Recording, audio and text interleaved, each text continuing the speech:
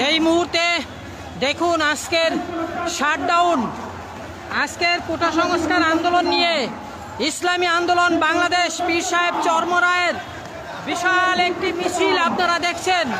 তারা ইসলামী আন্দোলন বাংলাদেশ তারা লিখে এনেছে ক্যাম্পাসে ছাত্রীরা শারীরিকভাবে কেন শিকার হয়েছে এবং সেই সঙ্গে কোটার যৌক্তিক সংস্কার দাবি করে তারা মেধার অধিকার বাস্তবায়ন চাইছে। দর্শক, ভিডিওটা শেয়ার করবেন, শেয়ার করলে ফ্রেন্ড লিস্টে থাকা বন্ধু বান্ধব প্রিয়জন এলাকাবাসী দেশবাসী সবাই জানবে।